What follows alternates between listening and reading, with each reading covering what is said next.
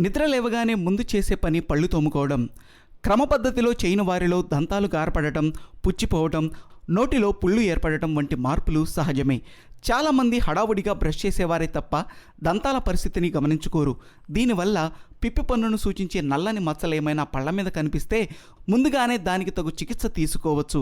పంటి మీద నల్ల మచ్చ కనిపిస్తూ ఉంటే పన్ను అప్పుడప్పుడే పుచ్చిపోవటం మొదలయ్యే దశ అని భావించాలి.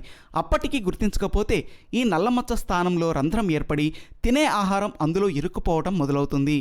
ముఖ్యంగా కూల్ డ్రింక్స్, స్వీట్లు, పులుపు పదార్థాలు తినేటప్పుడు ఈ నొప్పి భరించరానిదిగా ఉంటుంది. ఈ పరిస్థితిలో దంతవైద్యుణ్ణి కలిస్తే పంటి లోపలి సున్నితమైన భాగాలు దెబ్బతినకుండా చూస్తారు. ఇంత జరుగుతున్నా సమస్యను పట్టించుకోకపోతే చివరికి పన్ను పూర్తిగా పుచ్చి దాని లోపలి సున్నితమైన నరాలు, రక్తనాళాలు బయటకు వచ్చి బ్యాక్టీరియా బారిన పడతాయి. దీంతో తరచూ విపరీతమైన నొప్పి కలుగుతూ ఉంటుంది. కొందరు పంటి నొప్పికి ఏదో ఒక బామ్ వాడటం, వేడి నీరు లేదా వేడి ఉప్పు కాపడం పెడుతూ ఉంటారు. దీనివల్ల పంటి దగ్గర దవడ ఎముక మరింత కమిలి నొప్పి ఇంకా ఎక్కువ అవుతూ ఉంటుంది. మరికొందరిలో పిప్పి పన్ను కింద ఎముక వద్ద చీము ఏర్పడి పెరిగిపోయి దవడ వాచిపోతూ ఉంటుంది. వాపుతో పాటు తీవ్రమైన నొప్పి కూడా ఉంటుంది.